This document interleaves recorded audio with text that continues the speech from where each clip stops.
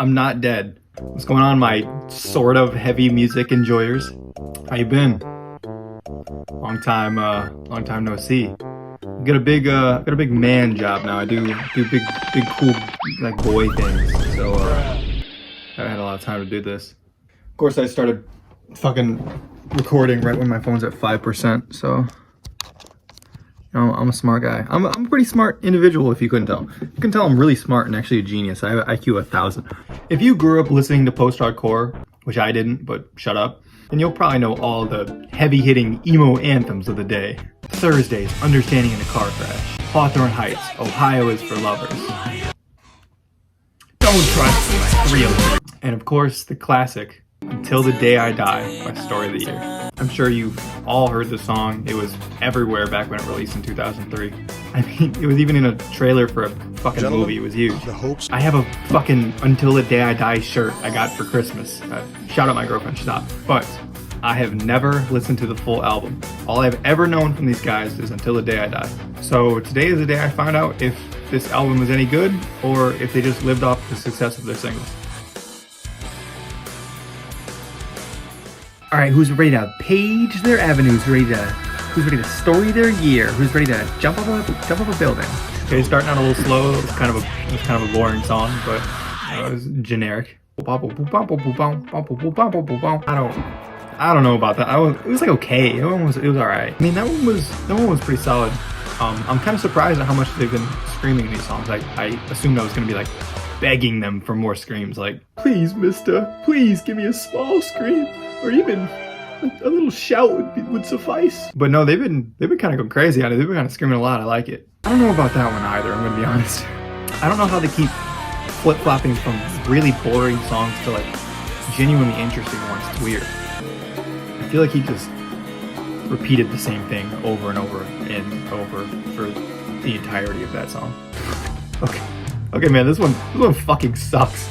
I kind of like the riff at the end of this one, but that was a fucking stinker to end the album. That was lame. Oh boy. Okay. Time to ruffle a few feathers. If you're a sensitive little guy, you're sensitive. You better get on out of here, cause I'm a controversial man. I can't really lie. I did not like this album very much.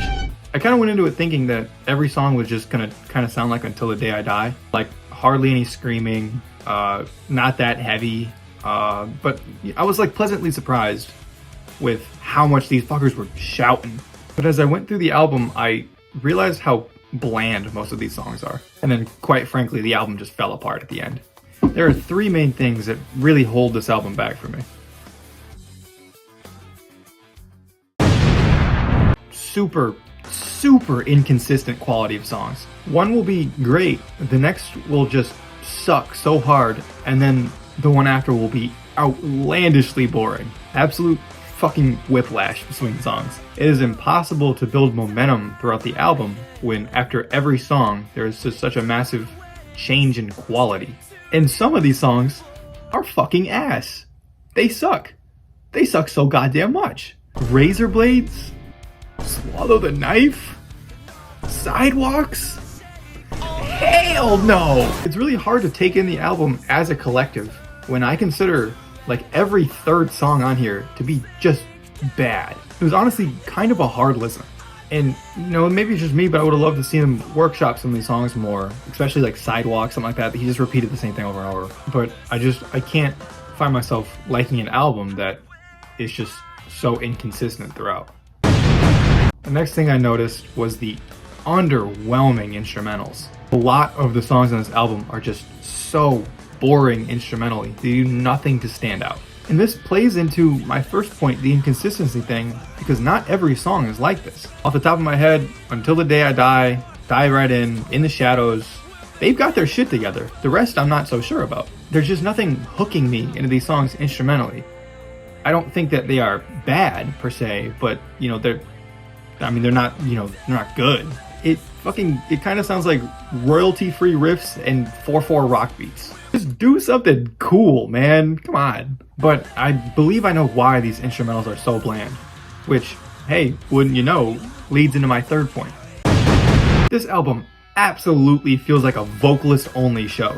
I think Page Avenue tries way too hard to put the vocalist front and center when I do not believe he has a strong enough voice to lead the action. The instrumentals sound completely pushed to the sidelines in like half of these songs, just so you can hear Dan Marsala's amazing, fantastic, lovely, incredibly average voice. For the love of God, let someone else have the spotlight, please! I mean, there are horrendous examples of this, like Swallow the Knife. Oh my god. It's just way too much of him, and it really muddies the album. It feels like he's the main selling point, and I'm not fucking buying. Not buying. Now, I do think it is important to keep in mind the context of when this album was released. When this album came out, there was no... Hold on, let me consult with Greg real quick. There was no They're Only Chasing Safety. There was no Dear Diary, My Teenage Angst Has a Body Count. There was no Watch Out. There was no The Silence in Black and White. There was no All's Well That Ends Well. It wasn't even fucking Hop Flop by Adam and the Bayou. No Hop Flop. Now that is a world I don't want to live in. This album was early in post-hardcore's life. Well, you know, not really, but I'm not talking about like Fugazi and Unwound and shit. This album was early in the post-full collapse post-hardcore. Early 2000s post-hardcore. I could have just fucking said that. And with this album coming out so early and becoming so successful, it absolutely pushed the genre and inspired many other bands. And I cannot give them enough praise for that. They were one of the bigger bands to push post-hardcore into the mainstream like it was in the early 2000s. I mean, the album is certified platinum. They had to be doing something right. I'm just a dude who was born after the album released. You know, get a load of this guy. You know, what do I know? Without this album, we might not get some of the bands we got later down the line. So for that, I absolutely appreciate and value the importance and significance of Page Avenue. But that being said, I just do not think it holds up very well. The flaws I mentioned earlier are still prevalent regardless of when it was released. I mean, even though they were early, they weren't alone. Instead of this, you could have been listening to, let me talk to Greg again, could have been listening to Thursday, The Used, Thrice, Finch, At the Drive-In, Glassjaw, Poison the Well, Me Without You, Taking Back Sunday, Alexis on Fire, you know, all types of shit. Thank you for your help today, Greg. So all in all, I think that Page Avenue by Story of the Year helped push post-hardcore to the masses back in 2002. But the album itself just doesn't hold a candle to other better albums released before and since. And that's all I got. Later, guys.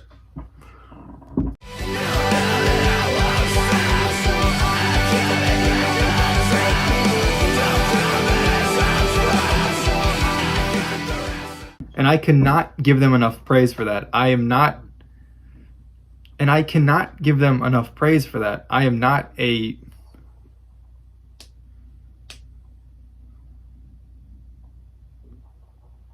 And